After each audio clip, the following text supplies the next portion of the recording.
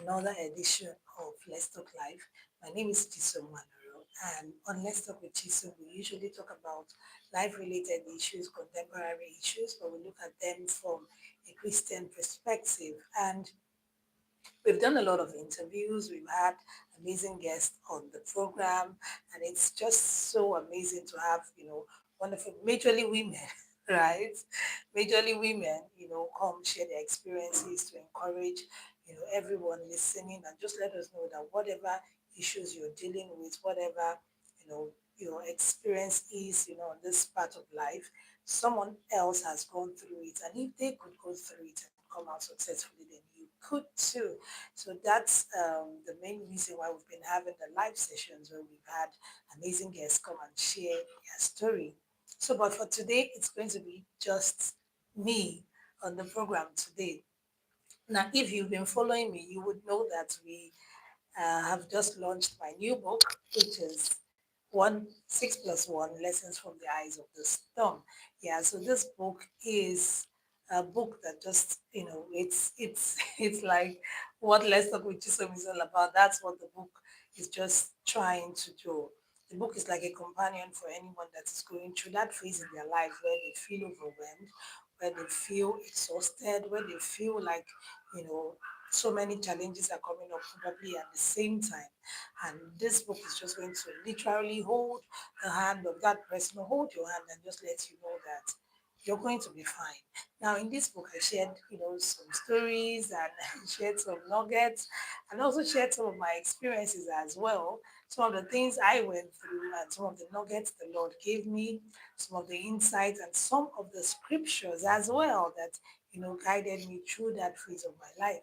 So I believe that this book is definitely going to be a blessing to anyone that reads it, because the truth of the matter is that God never assured us that we'll not go through the fire. He said, when you go through the fire, it will not burn you. So long as you're on this earth, is either you have been through a challenging situation, or you are currently going through one, or you will go through one. It's not a cause, but that's just life. And there's a reason why God, aligned it to be like that. So yeah, this book is definitely going to be a guide to anyone that is going through that phase. Or it's just going to equip you and let you know that you're not alone. So you could get the soft copies, you could get the hard copies if you're in Nigeria. Physically in Lagos, so it's easy to dispatch because we're still trying to sort out the logistics and all. So let's go straight to what we'll be discussing today. Hi. Okay, Kashi, give me. You could buy the book. You could buy the book. It's currently on seller, and I think the link will be shared on the chat or the comment section, so you could get the book on seller. Yeah, if you are not in Lagos, Nigeria, it's easier to get the soft copy. So let's go straight to the topic of today. I don't know if you can hear this very annoying dog that is in my compound. This dog doesn't belong to me, but it's quite annoying. It's so annoying. So just in case if you can hear it at the background, please just pretend like you didn't hear it. Okay. So today I'll be reading this part of the book that I feel it's like a confession, and I feel it's kind of funny because it's something I did, right? So I'm reading it, and I just hope that it blesses you. So I'm reading from the book 6 plus 1 Lessons from the Eyes of the Storm. Hi, Spike. Hi, good to have you around. I can see, online members saying hi. Good to have you around. So I'm reading from the book 6 plus 1 Lessons from the Eyes of the Storm. I'm reading chapter 1. That's the second paragraph. That's page 19. And it says, I used to be a master of the pity party. As a young widow, I had the mindset that I needed to wear a long face to gain people's sympathy. And I went as far as making mention of my widowed state when negotiating a bargain in the market. Now, I'm going to tell you the story behind this particular one. I remember there was this particular day I was coming back from, I think I went to do my kids in school, and I was going home. I was driving, I was about to set up my, business in Lagos when I moved, and then I saw this fairly used um, showcase, and I felt, hey, so you need this. You are trying to set up your baking business in Lagos. So I was like, okay, beautiful, let's do it. So I walked up to the seller and I was like, hi, how much is this? And I got talking with the person told me the price. I was like, hey, it's not on the high side. And then I was like, okay, you know what? I said telling myself, I was like, I'm so sorry. That not that was supposed to be my line, their line rather. So I was like, okay, that I just lost my husband and things I really had. I'm trying to settle down. So I actually tried to like play that trump card to see if I can get the person's sympathy. But to my greatest surprise, the person was like, she didn't even want to listen to me. And I was like, how? I just told you this story. You should be sympathetic and probably give me some good bargain. But the person didn't send me. So at that point, I was like, okay. I still played that trump card some few other times. But when I noticed that people weren't listening, at that point, I now had to stop. Now, I felt that people would feel sorry for me because of what I had just gone through. Because I felt that by people feeling sorry for me, they'll get to help me. But I then realized, because the other line said, I would invite everyone, including God, to feel sorry for me. But playing the victim card was not exactly improving my life.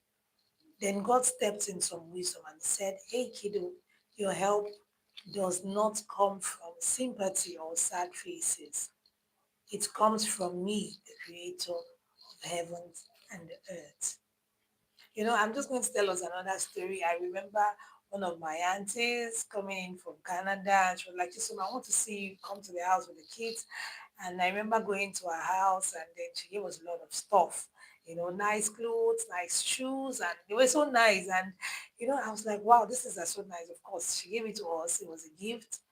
And there was this part of me that just felt like, so you can't wear it, it's too fine. If you wear it, people are going to be like, this girl now has money, she's now shining, that kind of a thing. So I felt, okay, let me not wear it. I struggled with it, and then the Lord says, saying, do you think that by feeling by looking shabby and by not wearing the nice things I give you, you tend to get sympathy or you tend to get help? And then the Lord said, teaching me, He said, your help cometh from Him, from God. And if, I now had to like look closely and I discovered that 80% or 90% of the people that the Lord has used, to help me in one way or the other, they never had to look at my countenance or look at the way I was dressed or look at my if I was looking good or not or looking shabby.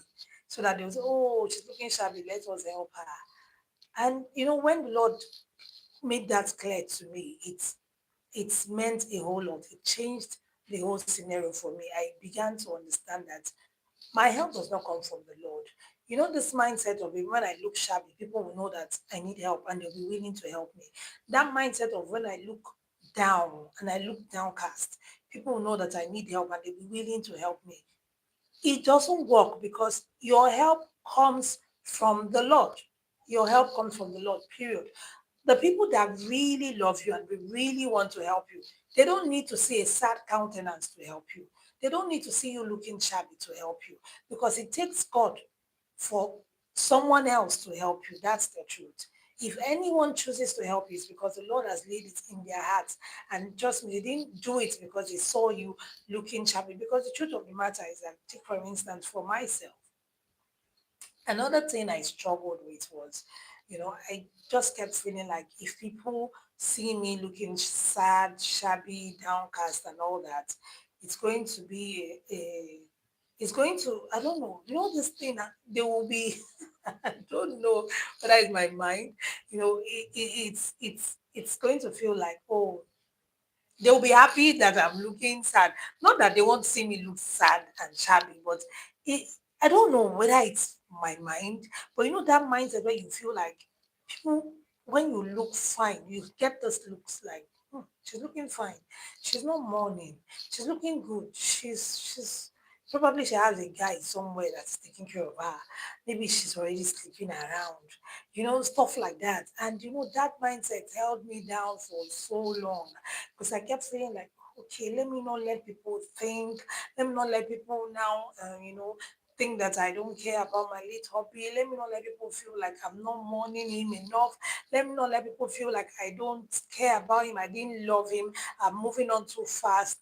Those mindsets. And then, there was this analogy the Lord gave me. I don't know if I put it in this book, but there was this analogy the Lord gave me. He said, if you have two things and then you lost one, and then someone else that has two things and they're just okay.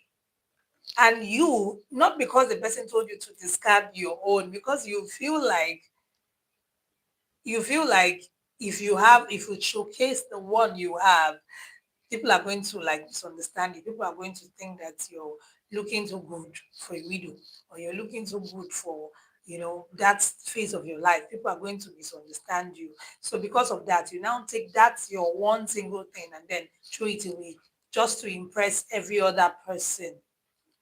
Just to impress every other person. And the Lord said to me that if I were to do that, I will be the one losing, not them. Because at that point, I've already lost one. If I lose the second thing, just because I want to impress the people that have two, and then I would have lost two things because I want to impress someone else, and the person will be okay where they are. And at that point, I was like, you know what?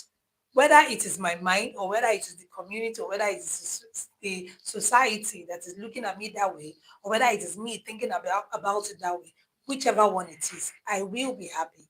Whichever one it is, I will be okay. Whichever one it is, that one thing I have, I would showcase it, I would enjoy it, I would live life to the fullest. And that changed my mindset. So, what am I trying to do with today's what am I trying to do with today's life? What I'm just trying to do is simple.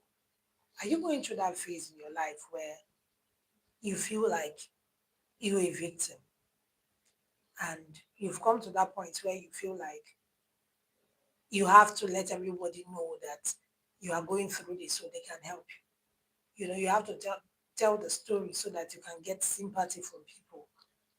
And many times when we do that, the stories we tell, if when they are told to the wrong people, they turn back and they backfire. And it's instead of bringing healing to the wound, it's like adding salt to an open sore. So I'm just trying to encourage you. As are you at that point where you know the same point where I was at, where I felt like I needed to tell people, when I was bargaining, to let them know that, hey, I just lost my husband, you need to help me, you need to assist me. Are you at that point? Well, I just want to let you know that the help you're looking for is not going to come from people feeling sorry for you. It's not going to come from you looking sad. It's not going to come from you looking shabby, because the truth of the matter is your help comes from the Lord who makes the heavens and the earth. And He will lay it in the hearts of the people He wants to help you to come around and help you. So I'm just going to close today's live session with a story. I came across this video on YouTube. It was what's it called? It was this experiment that a young man did with a group of people. What was the experiment about? He wanted to find out people's responses to how people would react to someone that is down and begging, and then to someone that probably wants to get extra money or something like that. So they did this experiment where there was a guy, had this placard: "I'm broke, I need food, I need clothes, I need shelter." I was looking very shabby. They just made the guy up to look very shabby. And the guy sat down on the street, acting like he was begging. And then they actually had another lady by the side, looking very fly, a supermodel. She was a model, looking very beautiful, charming, clothes well made up and all that. And then she had this plaque like she wanted to do a book job. And funny enough, the lady had, I'm trying to get the percentage, more money than the guy. The guy had like one or two people give him like pennies. But the lady in question, like, she was able to raise almost $1,000. just by standing by the road. Now, they were just few um, steps away from themselves. So it's not as if it was a different location and different set of people. So it was more like the same set of people passing through the same place.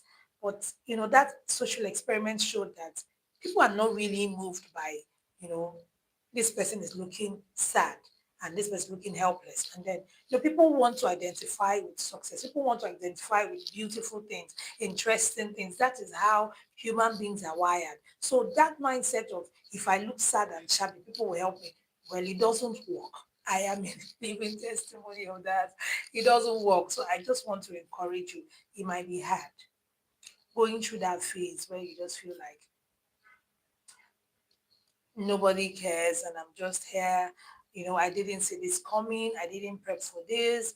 I entered into this marriage not planning for a divorce. I said yes to this person for better, for worse. I love this person and I trust that the person is going to, live with me and love me and everything. And then the person becomes an abusive person, a child that was given birth to and then the mother or the father abandoned them and then the child is on the road roaming the streets. Of course, the child didn't ask for that. So you might be in that phase where you didn't ask for the circumstance you found yourself in. You didn't ask for it and you're feeling like a victim. And yes, it is right to say that you are a victim, but I just want to encourage you and let you know that your help comes from the Lord who made the heavens and the earth, and He will move everything to get through to you. He's the one that never leaves the one behind. He will definitely leave 99 to come for you. And He will know the song that says, no shadow He won't light up, running after you to get through to you. So this is me just encouraging you. If you're in that phase where you feel like, oh, life just dealt me this blow that I can't deal with, lost everything, lost a loved one, or found yourself in such a situation that you cannot fathom and you're struggling and you're feeling like, oh, this is it.